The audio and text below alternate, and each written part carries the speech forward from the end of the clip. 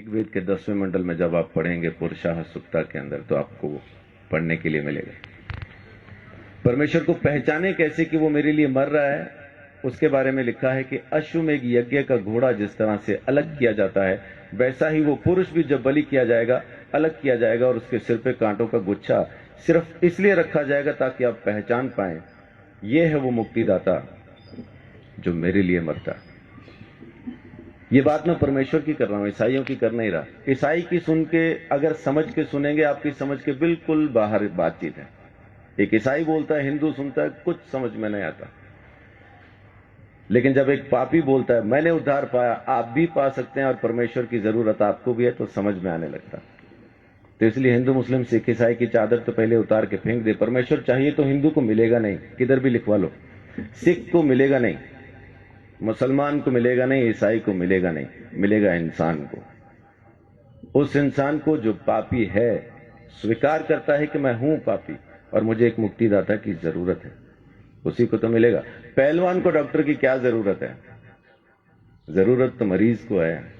तो धर्मी को परमेश्वर नहीं चाहिए, परमेश्वर तो पापियों को चाहिए, और पापियों को बचाने ही वो जमीन पे आया है, यही उसकी मोहब्बत है।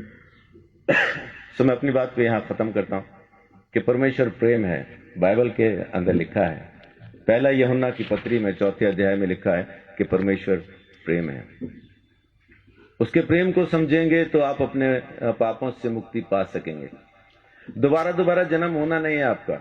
माफ कीजिए, एक चीज ये छोटी सी क्लियर करके मैं अपनी बात को खत्म करूंगा, क्योंकि अपन को शैतान ने एक वहम में डाला हुआ है कि इस जन्म में नहीं तो अगले में मुक्ति हो जाएगी, इसलिए अपन आराम से बैठे।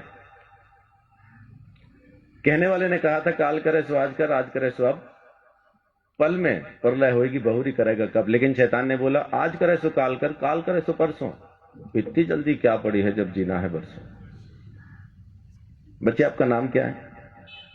ध्रुव। आपके बच्चे कहां हैं? अजीब सवाल है। उम्र क्या है आपकी? 9 साल के बच्चे से मैं पूछ रहा हूं कि आपके बच्चे कहां हैं? आम के पेड़ पे जो मई जून में आम लगने हैं, इस वक्त कहां है? बहुत बहुत शुक्रिया। गुरुजी कहते हैं आम में, उसी पेड़ में वो आम है जो मई जून में दिखाई देंगे। तो ध्रुव के बच्चे कहां हैं? ध्रुव में। जब उसका मौसम आएगा बच्चे नजर आएंगे। तो जब ध्रुव नहीं था तब उसके बच्चे कहां थे? पापा में।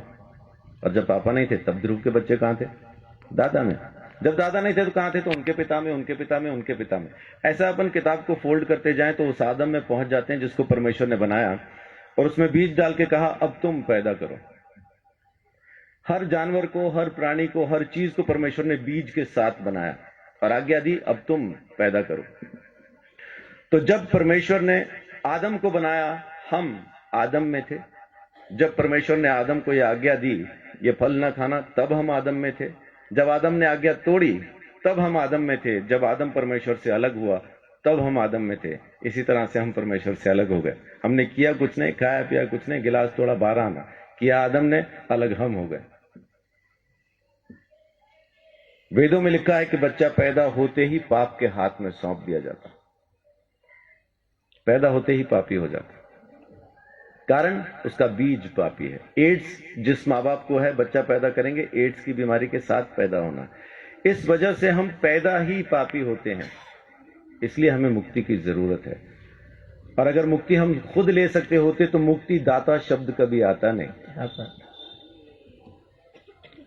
देने वाला हमको जरूर चाहिए, वो एक ही है। परमेश्वर ने हमारे लिए मुक्ति का रास्ता खोला, स्वयं हमारे लिए बलिदान दिया ताकि हम हमारे गुनाह से आजाद हो जाएं। ये उसकी मोहब्बत नहीं तो और क्या है। तो उसकी मोहब्बत से आप अभी इसी वक्त मुक्ति पा सकते हैं। आपको जन्मों का इंतजार करना नहीं, क्योंकि यही एक जन्म है, दोबारा होगा नहीं। आज के बाद दोबारा हम कभी पैदा नहीं होंगे। ये पहला और आखिरी जन्म है। मुक्ति मिलेगी तो अब, नहीं मिलेगी तो कभी नहीं। तो परमेश्वर प्रेम है, उसके प्रेम को समझें, उसके दिए हुए उद्धार को समझें। यीशु मसीह ने मेरे लिए मेरे सारे दंड को सह लिया और मेरे गुनाहों से मुझे आजाद किया। ये काम उसने आपके लिए भी किया है, बस आपको स्वीकार करना है। परमेश्वर आप सबको बहुत आशीष दे। बड़ी बात।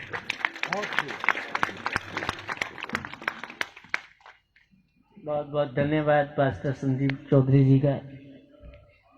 मेरे सवाल का इन्होंने बड़े सरल रूप में उत्तर दे दिया,